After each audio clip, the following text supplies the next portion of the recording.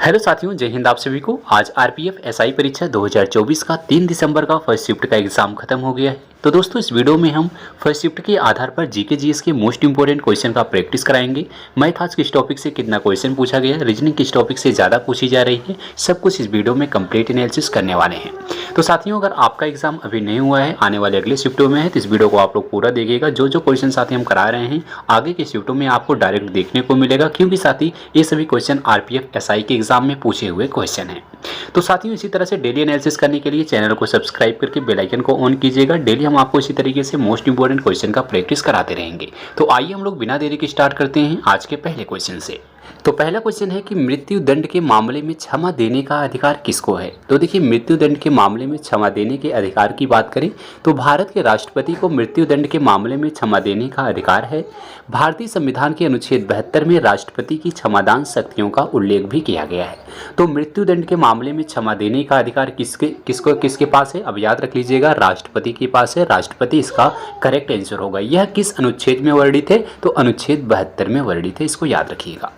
Next question है कि भारत का दादा यानी ग्रैंड ओल्ड मैन किसे कहा जाता है। तो भारत की ग्रैंड ओल्ड मैन के नाम से किसे जाना जाता है? दादा भाई नौरोजी को जाना जाता है।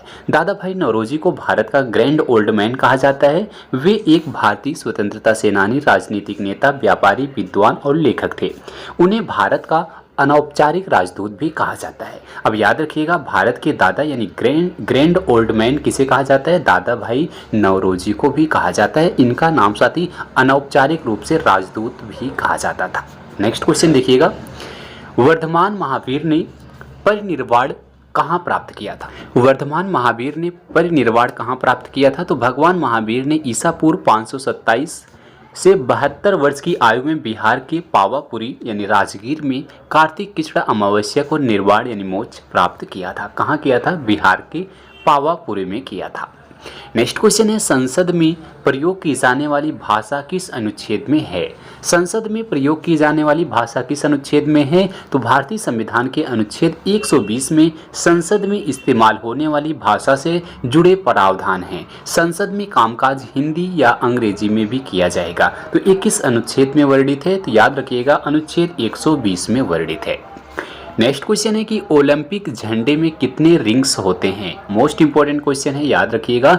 ओलंपिक झंडे में अगर रिंग्स की बात किया जाए, सफेद पृष्ठभूमि के केंद्र में 5 रिंग्स होते हैं, आपस में जुड़ी होती हैं। कौन कौन से रंग होते हैं? नीला, पीला, काला, हरा और लाल रंग होते हैं। जिनके नाम भी याद रखिएगा। ओलंपिक झंडे में रंगों की संख्या पूछेगा तो 5 होती है। कौन कौन से रंग होते हैं? नीला, पीला, काला, हरा और लाल रंग होते हैं। ऐसा भी क्वेश्चन आएगा कि ओलंपिक झंडे में कौन सा रंग नहीं होता है, तो इसको याद रखिएगा। इनमें से भी एक ऑप्शन आपका दे देगा, इसलिए कौन कौन से रंग होते हैं इसको कंफर्म कर लेना।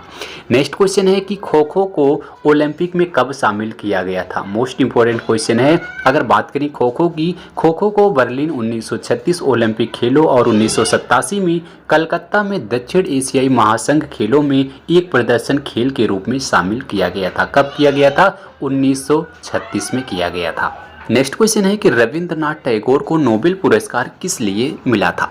तो रविंद्रनाथ टैगोर की बात करें, नोबेल पुरस्कार इन्हें किस क्षेत्र में मिला था, कब मिला था?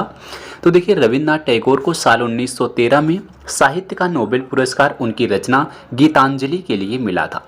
अब पता हो गया रविंद्रनाथ टैगोर को नोबेल पुरस्कार किस लिए मिला था। तो उनकी पुरस्कार जो उनकी रचना थी गीतांजलि, उसके लिए मिला था। कब मिला था? 1913 में साहित्य के क्षेत्र में इन्हें पुरस्कार मिला था। साथियों, इसको याद रखिएगा, क्वेश्चन पूछा जाएगा।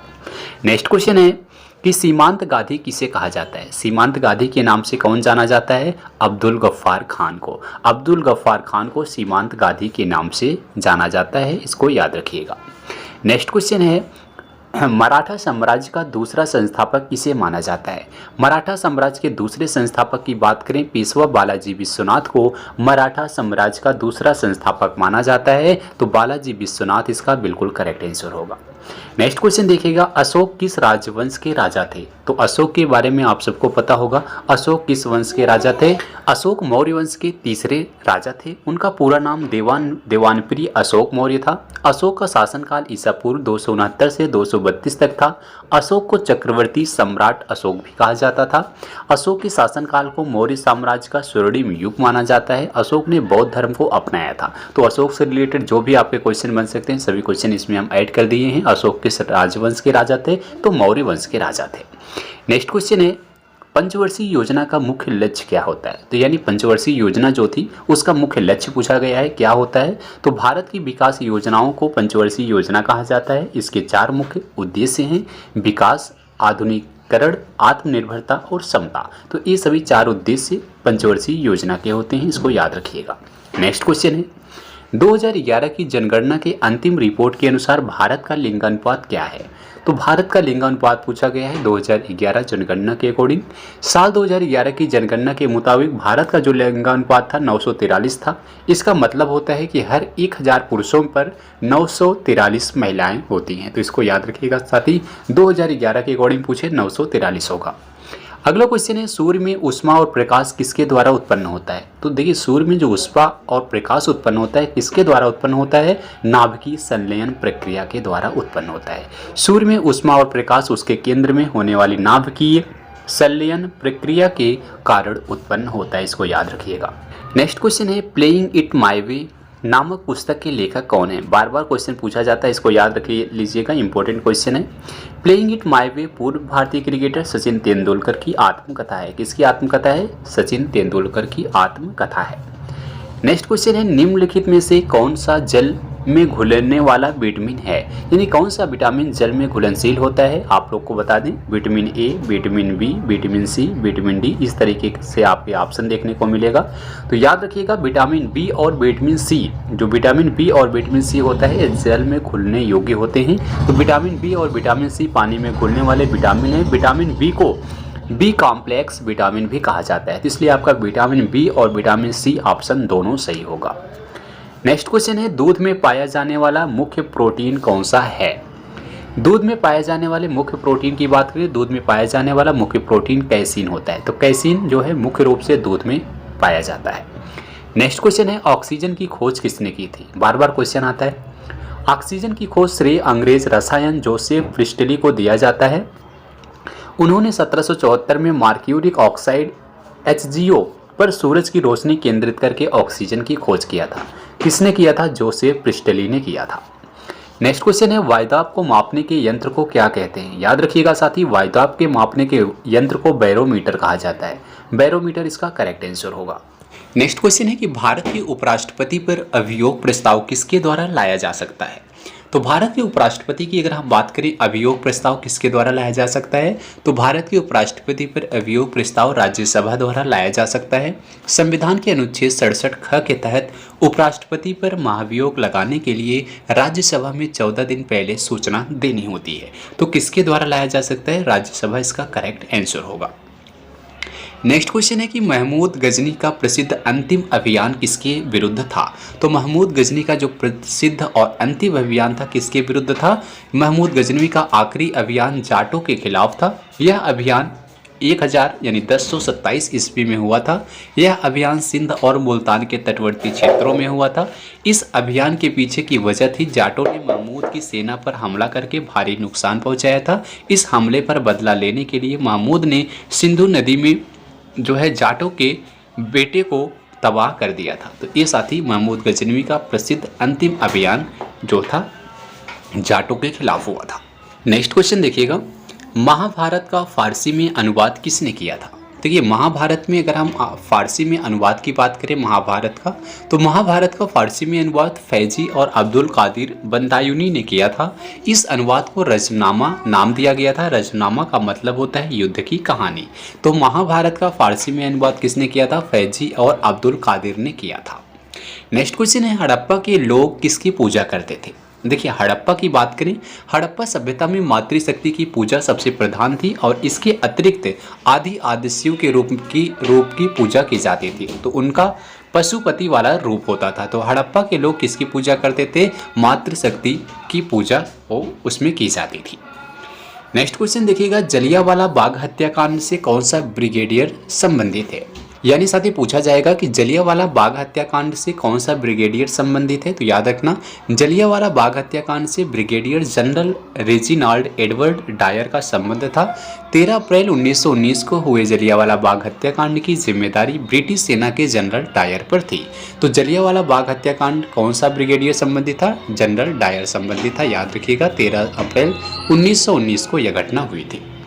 नेक्स्ट क्वेश्चन है, भारतीय संविधान में निहित शक्तियों का सिद्धांत किस देश के संविधान से लिया गया है? तो याद रखना, भारतीय संविधान में अवशिष्ट शक्तियों के सिद्धांत का विचार कनाडा के संविधान से लिया गया है।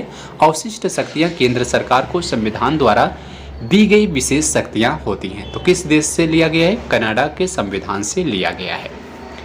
नेक्स्ट क्वेश्चन देखिएगा, प्लासी का युद्ध किस वर्ष लड़ा गया था? प्लासी के युद्ध से रिलेटेड क्वेश्चन आएगा, तो आपको सब क्वेश्चन बता देते हैं। प्लासी का युद्ध कब हुआ था? 23 जून 1757 को लड़ा गया था। यह युद्ध उत्तर पूर्वी भारत में लड़ा गया था। इस युद्ध में रॉबर्ट क्लाइव के नेतृत्व में ब्रिटिश ईस्ट इंडिया कंपनी की सेनाओं ने बंगाल के नवाब सिराजुद्दौला और उनके फ्रांसीसी सहयोगियों की सेना को हराया था। तो प्लासी का युद्ध कब हुआ था? 1757 में। किसके नेतृत्व में हुआ था? रॉबर्ट क्लाइव के नेतृत्व में हुआ था। किसके किसके बीच हुआ था? ब्रिटिश ईस्ट इंडिया कंपनी और बंगाल के नवाब सिराजुद्दौला के बीच हुआ था। बंगाल के नवाब सिराजुद्दौला की इसमें हार हुई थी। इस तरीके से क्वेश्चन को साथी याद रखिएगा। नेक्स्ट क्वेश्चन है, जीवाणु का संक्रमण करने वाले विषाणुओं को क्या कहते हैं? देखिए, जीवाणुओं को संक्रमित करने वाले विषाणुओं को बैक्टीरियोफेज कहा जाता है। बैक्टीरियोफेज या फिर जीवाणु भोजी भी कहते हैं। तो इसको याद रखिएगा। नेक्स्ट क्वेश्चन है, बेकिंग सोडा का रासायनिक नाम क्या है? देखिए साथी, बेकिंग सोडा से रिलेटेड क्वेश्चन पूछा जा सकता है। इसका फार्मूला क्या होता है? रासायनिक नाम क्या है? तो सोडियम बाइकार्बोनेट एक कार्बनिक यौगिक है। इसे मीठा सोडा या फिर खाने का सोडा भी कहा जाता है, क्योंकि विभिन्न व्यंजनों को बनाने में इसका उपयोग किया जाता है। इसका अणु सूत्र यानी जो इसका रासायनिक सूत्र होता है यानी HCO3 होता है। इसको याद रखना। इसका IUPAC नेम भी याद रखिएगा, सोडियम हाइड्रोजन कार्बोनेट इसका IUPAC नेम भी होता है। तो इसको याद रखिएगा। बेकिंग सोडा से रिलेटेड क्वेश्चन देखने को मिल सकता है। नेक्स्ट क्वेश्चन है, नूरजहां किस मुगल सम्राट की पत्नी थी? नूरजहां की बात करें, नूरजहां मुगल सम्राट जहांगीर की पत्नी थी। उनका असली नाम मेहर-उन-निसा था। जहांगीर ने साल 1611 में नूरजहां से शादी की थी। नूरजहां जहांगीर की 20वीं और आखिरी पत्नी थी।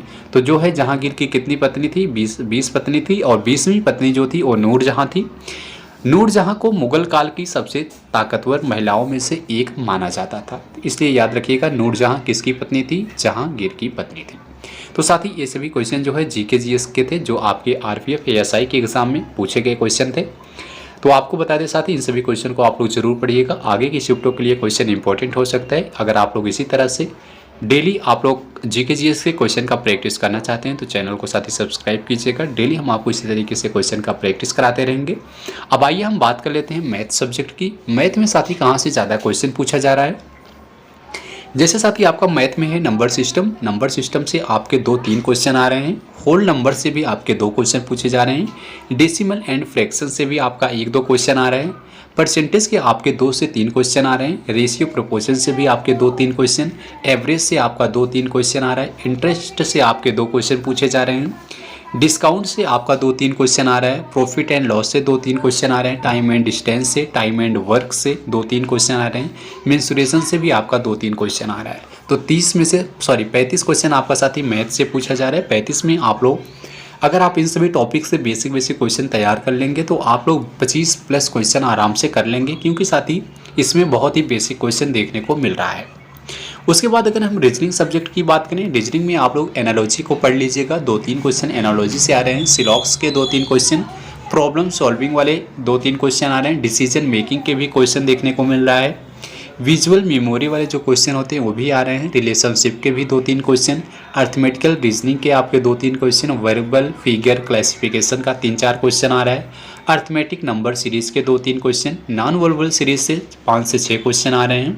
कोडिंग एंड डिकोडिंग से क्वेश्चन आ रहे हैं 2-3 क्वेश्चन। स्टेटमेंट कॉन्क्लूजन वाले भी 2-3 क्वेश्चन पूछे जाने हैं। तो नॉन वर्बल रीजनिंग जो फिगर वाले क्वेश्चन होते हैं साथी, इसको आप लोग ज़्यादा से ज़्यादा पढ़ लीजिएगा। 5 से 6 क्वेश्चन वहाँ से भी देखने को मिल रहा है। बाकी जो हमने आपको टॉपिक बताया, इन सब टॉपिक को तैयार कर लीजिएगा। 35 में से आप आराम से साथी 30 प्लस क्वेश्चन आराम से सही कर लोगे। बिल्कुल रीजनिंग जो है ईजी लेवल की देखने को मिल रही है। तो साथी अगर आप लोग का भी आज फर्स्ट शिफ्ट में एग्जाम था तो आप लोग अपने लेवल को ज़रूर बताइएगा आज का लेवल कैसा था। और वीडियो आपको अच्छी लगी हो तो वीडियो को लाइक ज़रूर करना, दोस्तों में शेयर करना, और इसी तरह से डेली एनालिसिस करने के लिए चैनल को सब्सक्राइब कीजिएगा। मिलेंगे अगली वीडियो में, तब तक के लिए जय हिंद जय भारत।